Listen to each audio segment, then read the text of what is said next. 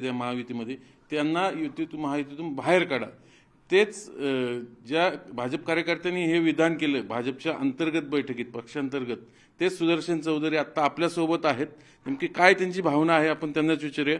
मुळात तुमचं नाव सांगा, तुमचं गाव कुठलं, मतदारसंघ कुठलं, नंतर आपण पुढे बोलू। नमस्कार, मी सुदर्शन जयप्रकाश चौधरी। माझं हवेली तालुक्यातलं सोरतापडी म्हणून गाव आहे।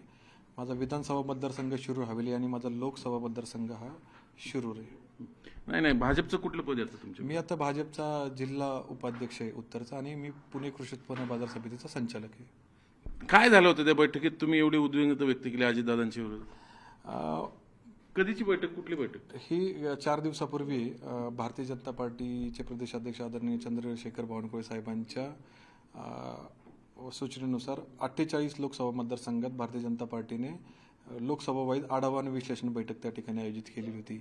आणि या बैठकीला पक्षाचे निरीक्षक म्हणून माजी सहकार मंत्री आदरणीय सुभाष बापू देशमुख, आदरणीय आमदार राहुल दादा कुल, आदरणीय माजी आमदार योगेश अण्णा टिळेकर आणि भारतीय जनता पार्टीचे सर्व जिल्हाध्यक्ष, आमच्या शिरूर लोकसभेमधले 6च्या 6 तालुक्याचे मंडलाध्यक्ष, तालुक्याचे, जिल्ह्याचे आणि राज्याचे सर्व पदाधिकारी भारतीय जनता पार्टीचे आणि बूथचे काही पदाधिकारी असे साधारण 200-250 लोकांच्या उपस्थितीमध्ये त्या बैठकीचं त्या ठिकाणी आयोजन केलं होतं।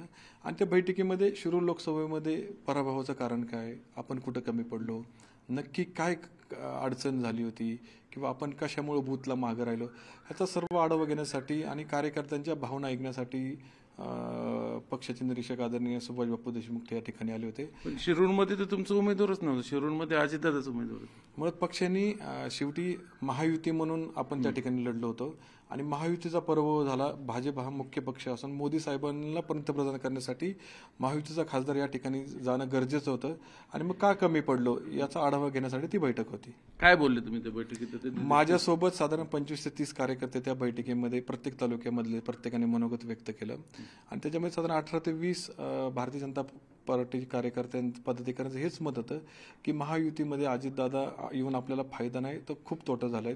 ज्यावेळेस निवडणूक होता त्यावेळेस आम्ही मतदान मागायला घरोघरी गेल्यानंतर लोकांनी आम्हाला स्पष्टपणे सांगितलं की राष्ट्रवादी काँग्रेस पार्टी नको म्हणून आम्ही तुम्हाला इतके चांगले मतदान केलं, राज्यामध्ये देवेंद्रच्या नेतृत्वात मुख्यमंत्री म्हणून आम्ही त्यांना निवडून दिलं, पण तुम्ही अजितदादांना सोबत घेऊन आमच्या मतांचा अनादर केलाय, त्याच्यामुळे आम्ही तुम्हाला यावेळी मतदान करणार नाहोत। त्याच्यामुळे आम्ही त्यांना विनंती करायचो की ही निवडणूक राज्याची नाही, ही निवडणूक देशाची, मोदीजींकडे पाहून तुम्ही मतदान करा। आमची स्वतःची इच्छा जरी नसली तरी पक्षाचा आदेश आहे आणि मोदीजी पंतप्रधान व्हावे म्हणून महायुतीचा खासदार या ठिकाणी झाला पाहिजे। महायुतीच्या खासदार आढळराव दादांना मत म्हणजे थेट मोदींना मत आहे अशा आम्ही लोकांना समजवण्याचा प्रयत्न केला होता, पण लोकांची भावना ती नव्हती। काय लोकांचं म्हणणं काय? लोकांची तेच म्हणणं होतं की आम्ही राष्ट्रवादी नको म्हणून भारतीय जनता पार्टीला 2014ला 19ला दोन्ही वेळेस विधानसभेला निवडून दिलं, लोकसभेला निवडून दिलं, मग आता तुम्ही त्यांना सोबत कशासाठी घेतलं? भारतीय जनता पार्टीच्या कार्यकर्ता म्हणून ही भावना तुम्ही अजितदादा तुमच्या सोबत येण्याआधी बोलून दाखवली नव्हती पार्टीला?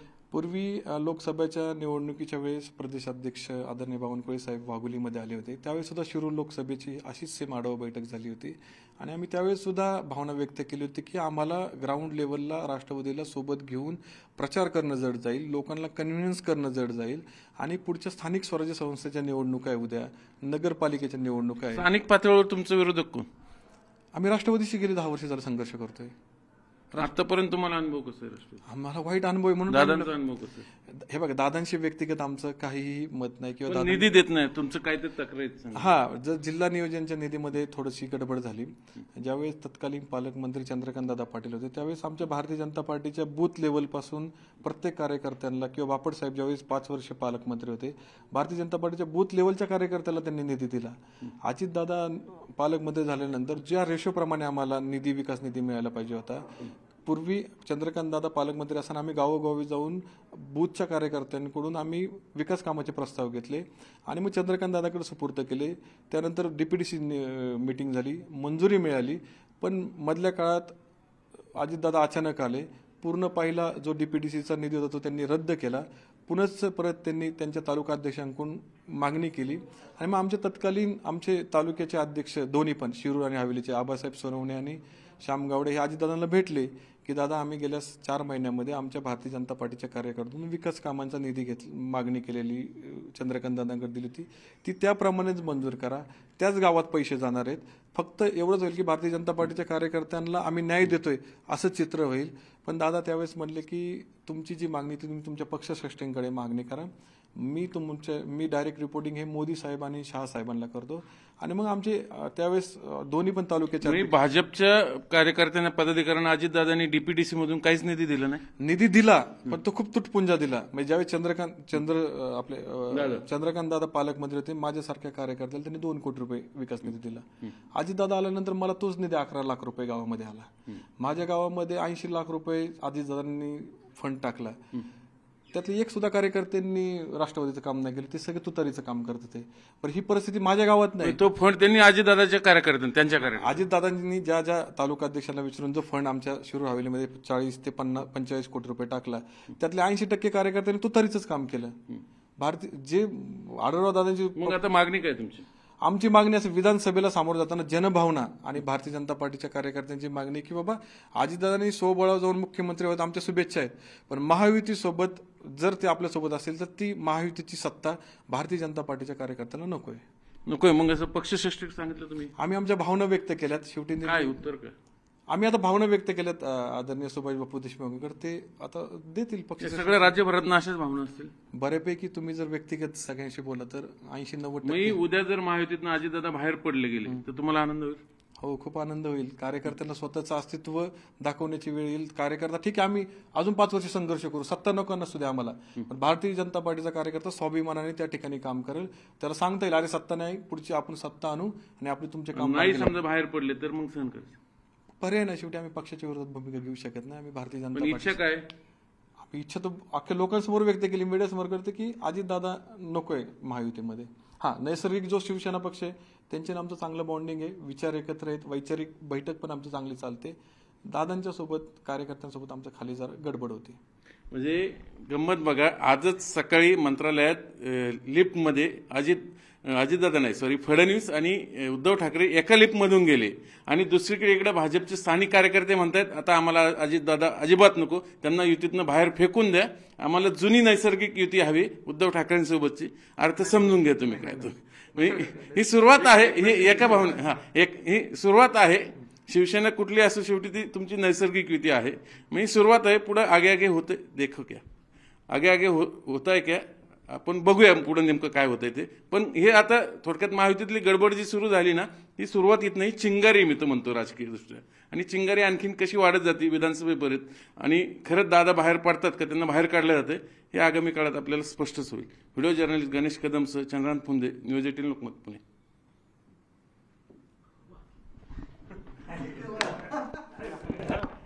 डायलॉग चुकलं मात्र.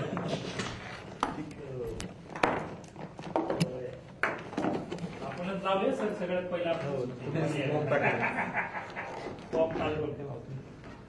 चिंगारीचं बॉम्ब कसं व्हायचं बघायचं आपल्याला. तुम्हाला सांगू का खरं अख्ख्या कार्यक्रमाची इच्छाच नाही. अरे सत्ता नको बाबा, ते सत्ता नको म्हणतात लोक. काय फायदाच नाही, फायद्यासाठी नाही पण अडचणीत आल्यात कार्यकर्ते. लोकांसमोर कसं जायचं काय तुम्हाला नाही बोल संदीपभाई, स्पष्ट बोलते मी. काय संदीपभाई, हो संदीपजी, नाही काय आपण भावना व्यक्त केलीत ना, निर्णय त्यांनी घ्यायचा. हॅलो, मेरा विचार भाऊ हा तोच हा शॉर्ट चालू घ्या म्हणा. ह्याच नंबरवर आता त्याला तिथे ऐक ना येणायला गेली. आता तुम्ही हिनावत मारून देणार का आता ते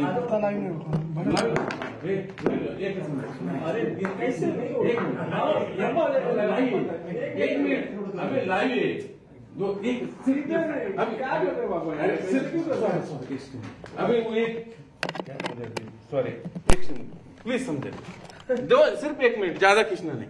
अभी उपस्थित होना अभी देर से. अरे 2 मिनिट एक घे बाबा लवकर चल.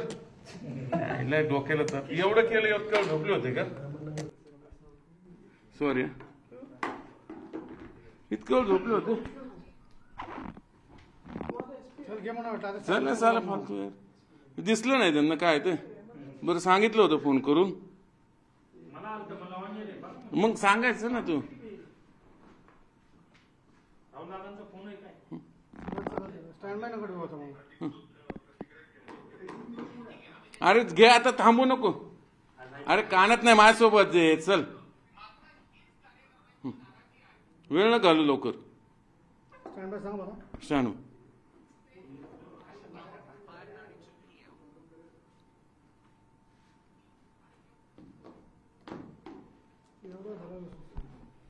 त्याला सांग म्हणून कापून गेला गॅसवर. पहिला कापून घेऊ म्हणून. हा हा हा येस. रेडी.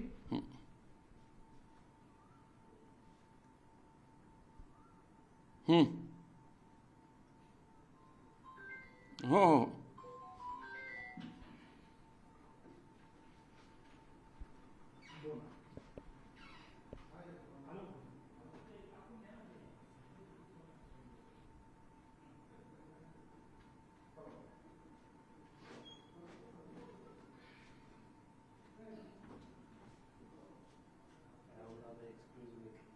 दादा काय म्हणले?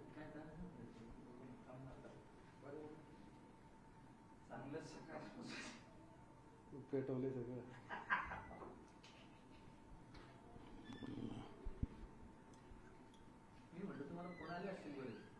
मी थोडं पक्षविरोधी काय बोललो नाही, भावना व्यक्त केली.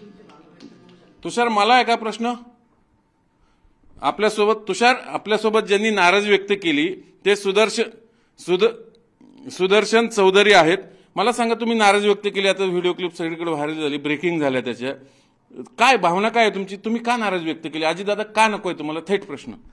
नाही, खरं तर भावना व्यक्त केलेली मी की बाबा अजितदादा आपल्या महायुतीत येऊन मी ज्या शिरूर लोकसभेमधून चा भाग म्हणून काम करतो किंवा मी पुणे जिल्हा भारतीय जनता पार्टी उत्तरचा उपाध्यक्ष म्हणून काम करतो, त्या ठिकाणी अजितदादांना घेऊन भारतीय जनता पार्टीला खूप नुकसान झालेले आहेत.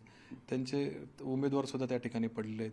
आणि मग अजितदादांनी जिल्हा नियोजन निधीबाबत भारतीय जनता पार्टीच्या कार्यकर्त्यांना कायम डावललेले आहेत किंवा भारतीय जनता पार्टीच्या कार्यकर्त्यांनी गेल्या 10 वर्षापासून या राष्ट्रवादीशी या पुणे जिल्ह्यामध्ये संघर्ष केलेले आहेत. वेळप्रसंगी आम्ही आंदोलनं केली, रस्ता रोको केले. तुमचं किती निधी कापला मागायचं तुम्ही सांगितलं? खरं तर डीपीडीसीच्या निधीच्या बाबत सांगायचं तर चंद्रकांतदादा पालकमंत्री असताना आम्ही पूर्ण पुणे जिल्ह्यातल्या सर्व भारतीय जनता पार्टीच्या कार्यकर्त्यांनी, बूथ लेवलच्या कार्यकर्त्यांनी आपापल्या गावातल्या बूथ प्रमुखांकडून विकास कामांचे प्रस्ताव घेतले होते आणि मग ते चंद्रकांतदादांकडे 2023 साली आम्ही ते दाखल पण केले होते आणि त्याप्रमाणे निधी मिळणार म्हणून आम्ही खाली कार्यकर्त्यांना आश्वासन दिलं होतं की आपल्याला पालकमंत्री. तुम्हाला किती निधी मिळाला तुमच्या गावाला? चंद्रकांतदादा असताना किती मिळाला आणि अजितदादांनी किती कापलं? मी सांगतो, मी गावचा सरपंच असताना मला भारतीय जनता पार्टी गिरीश बापट साहेबांच्या माध्यमातून साधारण 21 कोटी रुपये निधी त्यावेळेस मिळाला होता. आता चंद्रकांतदादा 1 वर्ष पालकमंत्री होते, साधारण माझ्या गावाला त्यांनी 2,10,00,000 रुपयाचा निधी दिला आणि मी पुन्हा एकदा 1-1.5 कोटी रुपयाची कामं दिली होती. त्यातल्या अजितदादांनी फक्त 12 लाख रुपयाचा निधी माझ्या गावाला दिला. माझ्या गावात साधारण त्यांनी 80 लाख रुपये, 1,30,00,000 रुपये फंड राष्ट्रवादीच्या कार्यकर्त्यांना त्यांनी दिला. जो निधी अगोदर तुम्हाला चंद्रकांतदादांनी दिला होता तोच निधी दादांनी तुमचा काढून त्यांच्या कार्यकर्त्यांना दिला, बरोबर? आम्ही त्याचं स्वीकारलं, चला आपल्या गावातच निधी येतोय, काहीच अडचण नाहीये, आपल्या गावचा विकास होतोय. पण साधारण शिरूर हवेली म्हणून 42 ते 45 कोटी रुपयाचा निधी अजितदादांनी जिल्हा नियोजनच्या माध्यमातून तालुका अध्यक्षांना आणि तालुका अध्यक्षांनी राष्ट्रवादीच्या कार्यकर्त्यांना विचारून दिला. सांगतो ना मी तुम्हाला. तर त्याच्यामध्ये आत्ताच्या लोकसभेच्या निवडणुकीमध्ये राष्ट्रवादी काँग्रेस पक्षाचे उमेदवार आढळराव पाटील यांच्या विरोधात 80% लोकांनी, म्हणजे ज्यांना निधी दिला त्यातल्या 80% पदाधिकाऱ्यांनी यांनी तुतारीचं काम केलं. ते कार्यकर्ते पण दादाशी प्रामाणिक नाही राहिले ना. मग अजितदादांना सोबत. आता दादा तुम्हाला का नकोय? दादा का नकोय? कारण आम्ही लोकसभेला लोकांकडे मतं मागायला गेलो आणि लोकांची जनभावना ऐकली. लोकांनी अक्षरशः फटकारलं आम्हाला आणि म्हणले की राष्ट्रवादी काँग्रेस पार्टी नको म्हणून आम्ही भारतीय जनता पार्टीला 14 आणि 19 मतदान केलं, देवेंद्रजींना मुख्यमंत्री केलं, मोदी साहेब पंतप्रधान होईल म्हणून आम्ही मतदान केलं. आणि मग तुम्ही ज्या पार्टीच्या नावाने ओरडला, ज्या पार्टी भ्रष्टवादी म्हणून ओरडलेत, त्या पार्टीला आता तुम्ही मांडीला मांडी लावून फिरताय, तुम्ही मतं मागताय. आज तुम्ही लोकसभेला घड्याळाला मतदान करा म्हणतात, उद्या स्थानिक स्वराज्य संस्थेच्या निवडणुका आले की म्हणतात नाही घड्याळाचा माणूस चुकीचा आहे. त्याच्यामुळं आम्हाला हे युती झालेली अजिबात मान्य नाही आणि आम्ही तुम्हाला यावेळी पक्षाला मतदान करणार नाहीत. अशा पद्धतीच्या अनेक नागरिकांनी भूमिका घेतल्या. आम्ही आमच्या पक्षश्रेष्ठींना त्यावेळेस कळवलं की अंडर करंट थोडासा घड्याळाच्या विरोधात खूप आहेत. आम्हाला सुद्धा आमच्या कार्यकर्त्यांचं भवितव्य पक्षाने ऐकलं नाही. पक्षाने ऐकलं आणि पक्षाने त्यात दुरुस्त केली. आम्ही त्यांना समजून सांगितलं जनतेला की आता मागणी काय पक्षाकडे थेट? आमची थेट मागणी अशी की भारतीय जनता पार्टीने आपली जी नैसर्गिक शिंदे साहेबांसोबत सेनेची युती आहे त्या युतीमध्ये विधानसभेला सामोरं जावं आणि 100% भारतीय जनता पार्टीचा बूथ लेवलचा कार्यकर्ता हा रात्रीचा दिवस करून उद्धव साहेबांना घ्यावं सोबत.